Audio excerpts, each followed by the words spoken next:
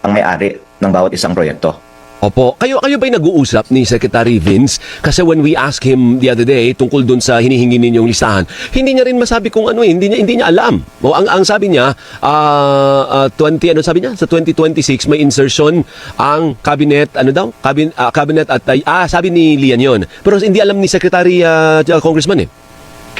Opo, actually kahapon lang kausap ko ang isa sa kanyang team at ako po ay talagang unang-una rumirespeto sa sipag at sa aksyon ni Secretary Vince, pero nauunawaan ko din na medyo ipit siya dahil siya ay isang appointed official serving at the pleasure of his appointing authority. So baka hindi siya makakasagot ng mga tanong na hindi siya authorized na isagot. At the truth is, meron listahan na meron siya, nakita ko, na nasa central office ng DPWH, sa opisina ni dating Undersecretary Catalina Cabral, pero marami po kasi mga pangalan na nasa listahang ito.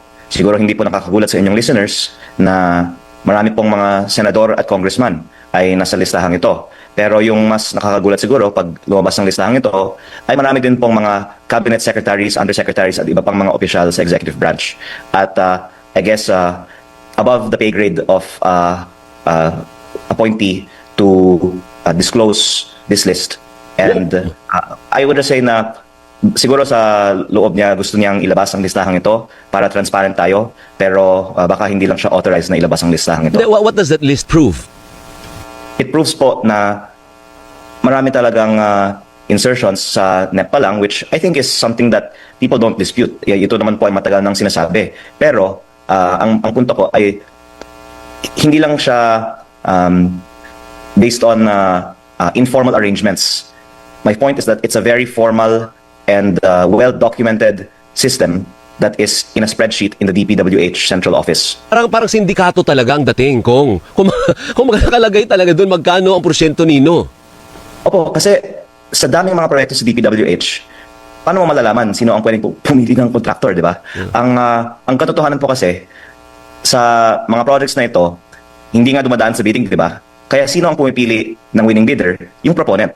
At ayon sa database na nasa DPWH Central Office, binababa sa district engineering offices. Si congressman ito, si undersecretary ito, sila po ang pwedeng magbigay ng winning bidder na i-implement ng Bids and Awards Committee. At ito po ay ayon din sa aking karanasan dahil nung ako po ay bagong congressman, ang district engineer ng aking distrito ay nagbigay sa akin ng listahan through my staff ng 4 bidding na mga projects. At sa tabi ng bawat pangalan ng mga proyekto, meron pong proponent at meron pang iilan sa mga proponents na ito na meron na pong nakalagay na winning bidder nila bago pa ang bidding. Now, you've seen the list, Congressman. One last, po, alas 7 na kasi. You've seen the list. How high does it go? Anong pinakamataas na posisyon ng nandun sa listahan? Well, kaya siguro hindi kayang ilabas ito ng DPWH dahil mas mataas po sa DPWH ang mga proponents dito. Siguro po buong gobyerno may insertion sa DPWH NEP. Oh my goodness. So paano yan? Yung ibang cabinet secretaries, yung dating ES ba nandyan sa listahan, Congressman? Ayoko po mag-single out ng mga individual dahil sabihin na lang po natin, hindi lang senador at congressman ang may insertion. Baka maasasabi natin buong gobyerno ay may insertions. Nakakalungkot, partner, ano? Oo, even pati yung presidente at vice-presidente meron din. Kaya nga. Si Vice Presidente po wala. Okay. Eh si presidente? Hindi ko po masagot ang inyong tanong kasi ang gusto ko po sana ay ilabas na lang ng DPWH ang listahan. Ay, hindi, pero kung hindi ilalabas yan, ilalabas mo ba?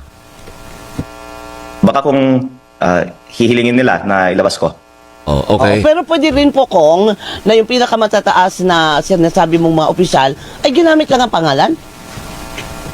Actually, ang maganda, ipaliwanag ni Yusek Cabral at ni Secretary Bonoan ano ang list na ito. Kasi nasa computer lang sa opisina nila kasi sila po ang nag-encode ng mga line items sa National Expenditure Program. So, I think sa Senate hearing, si Yusek Bernardo, in charge of the technical services, if I'm not mistaken, of DPWH and operations, yung naging star witness. Pero si Yusek Cabral ang mas marami pang alam tungkol sa mga insertions sa budget. Okay. Yusek tuloy. Maraming salamat. Maraming salamat sa